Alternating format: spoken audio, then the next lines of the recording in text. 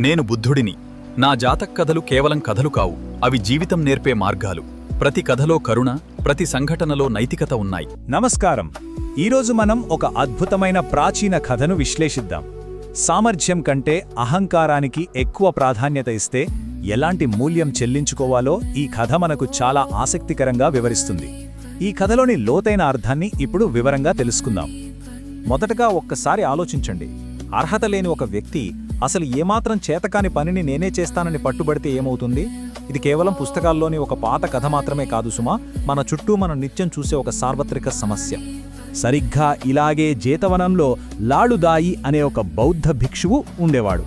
అప్పట్లో దబ్బ మల్లపుత్త అనే మరో భిక్షువు అందరికీ భోజనాల పంపిణీ బాధ్యతను చాలా సమర్థవంతంగా చూసుకునేవాడు. ఇది చూసి లాళుదాయికి విపరీతమైన అసూయ. కోపంతో ఏమన్నాడో తెలుసా? ఏంటి, భోజనం టికెట్లు ఇవ్వడం దబ్బకే వచ్చా, మేం కూడా చేయగలం అని అహంకారంతో సవాల్ చేశాడు.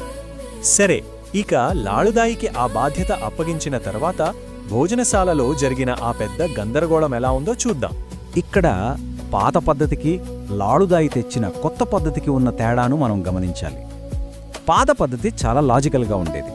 అంటే భిక్షువుల వయస్సు, సీనియారిటీ, రోజువారీ హాజరును బట్టి టికెట్లు ఇచ్చేవారు. కానీ మన లాళుదాయి పద్ధతి మాత్రం చాలా విచిత్రంగా, అసంబద్ధంగా ఉండేది. ఏ రోజుకు ఆ రోజు భిక్షువుల సంఖ్య మారుతున్నా సరే అతను మాత్రం పాత గోడల మీదున్న గుర్తులనే గుడ్డిగా ఫాలో అయ్యాడు. వాస్తవ పరిస్థితులకి అతని లెక్కలకి అసలు సంబంధమే లేదు. దీనివల్ల ఏం జరిగిందంటే మొత్తం సిస్టమ్ ఫెయిల్ అయింది. మంచి భోజనమిచ్చే ఇళ్లేవో, తక్కువ భోజనమిచ్చే ఇళ్లేవో కూడా అతను అసలు గుర్తించలేకపోయాడు. భిక్షువుల సంఖ్య మారుతోందని పక్కన వాళ్లు మొత్తుకుంటున్నా వినకుండా తన పాత గుర్తులే కరెక్టని మొండిగా వాదించాడు. చివరికి విసిగిపోయిన యువ భిక్షువులు, బాబూ నువ్వు ఈ పనికి రావు అని అతన్ని ఆ బాధ్యత నుంచి గెంటేశారు. ఈ గొడవంతా అలా గాలిలో కలిసిపోలేదు సుమా. ఆ తర్వాత బుద్ధుని పరిశీలన ఏంటనేది ఇక్కడ చాలా కీలకం. బయట జరుగుతున్న ఆ శబ్దాన్ని విన్న బుద్ధుడు ఆనందుణ్ణి పిలిచి అసలు విషయం తెలుసుకున్నాడు. అప్పుడు బుద్ధుడు ఒక అద్భుతమైన మాట చెప్పాడు. లాళుదాయి తన మూర్ఖత్వంతో ఇలా నష్టం చేయటం ఇదే మొదటిసారి కాదు, గతంలో కూడా ఇలాగే చేశాడు అన్నాడు. అంటే ఇది అతని ప్రవర్తనలోని ఒక చారిత్రక విధానం అన్నమాట. ఇప్పుడు మనం టైం మిషన్లో కొంచెం వెనక్కి వెళ్దాం. ఈ జేతవనం గొడవను పూర్తిగా అర్థం చేసుకోవాలంటే మనం ప్రాచీన బెనారస్ రాజ్యానికి, అంటే బ్రహ్మదత్తుని కాలానికి వెళ్లాల్సిందే. ఆ కాలంలో అత్యాశ గల రాజు కథను, అతని నాయకత్వ లోపాన్ని ఇప్పుడు తెలుసుకుందాం. ఈ కథలో మనం తెలుసుకోవాల్సిన అత్యంత కీలకమైన పదం మదింపుదారుడు. అంటే ఏనుగులు, గుర్రాలు, బంగారం లాంటి రాజ్య సంపదకు ఖచ్చితమైన విలువ కట్టే అధికారి ఇతను.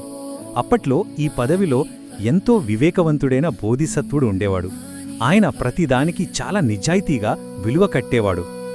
కానీ ఆ రాజుకు ఒక పిచ్చ ఆలోచన వచ్చింది. విపరీతమైన అత్యాశతో ఈ బోధిసత్వుడు ఇలా నిజాయితీగా విలువ కట్టడం వల్ల రాజ్య ఖజానాకు నష్టం వస్తుందని భావించాడు. అంతే, ఆ తెలివైన మదింపుదారుని తీసేసి ఆ ప్లేస్లో అస్సలు ఏమీ తెలియని ఒక మూర్ఖపు రైతును తీసుకొచ్చి కూర్చోబెట్టాడు. ఇక ఆ కొత్తవాడు తన ఇష్టం వచ్చినట్లుగా గుడ్డి అంచనాలు వేయడం మొదలుపెట్టాడు. సరే, అర్హత లేని వ్యక్తికి బాధ్యత ఇస్తే ఏమవుతుందో ఆ 500 గుర్రాల విలువ కట్టే సంఘటన చూస్తే మనకే స్పష్టంగా అర్థమవుతోంది.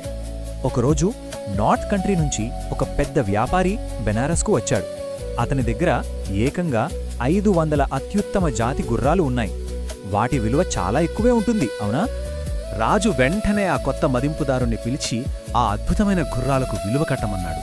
అప్పుడు ఆ మూర్ఖుడు ఏమన్నాడో తెలుసా? ఆ 500 గుర్రాల విలువ కేవలం ఒక ముద్ద అన్నం అని ఏమాత్రం ఆలోచించకుండా చెప్పేశాడు.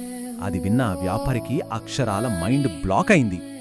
షాక్లో ఉన్న ఆ వ్యాపారి వెంటనే పాత మదింపుదారుడైన బోధిసత్వుడి దగ్గరకు వెళ్లి సలహా అడిగాడు. అప్పుడు ఆయన ఒక అద్భుతమైన 3 దశల ట్రాప్ సెట్ చేశాడు. ముందు ఆ మూర్ఖుడికి లంచమివ్వడం, ఆ తర్వాత రాజు ముందే గుర్రాల విలువనడగడం, చివరగా ఆ ముద్దన్నం విలువ ఎంతో అడగడం. ఆ మూర్ఖుడి అసలు రంగు బయటపెట్టడానికల్లిన మాస్టర్ ప్లాన్ ఇది. ఇక మూర్ఖత్వం బట్టబయలైన ఆ క్షణం ఎలా జరిగిందో చూద్దాం. సభలో అందరూ ఉన్నారు. ప్లాన్ ప్రకారం వ్యాపారి అడగగానే ఆ మూర్ఖుడు 500 గుర్రాల విలువ ఒక ముద్ద అన్నం అని చెప్పాడు.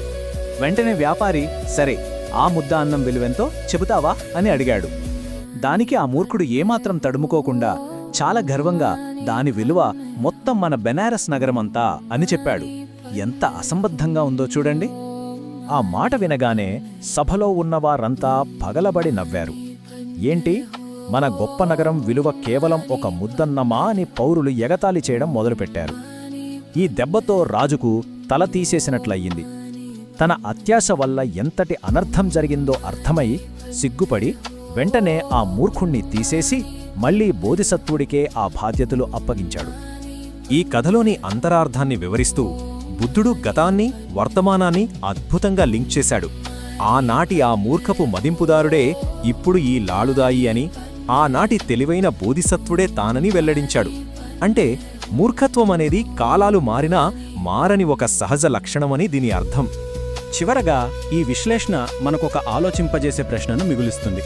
మన సమాజంలో మనం నిజమైన ప్రతిభను గుర్తిస్తున్నామా, లేక ఏ అర్హత లేకపోయినా గట్టిగా అరిచి తమ అహంకారాన్ని ప్రదర్శించే వాళ్ల మాటలు నమ్మి మోసపోతున్నామా? ఇది ఎప్పటికైనా ఆలోచించాల్సిన విషయమే.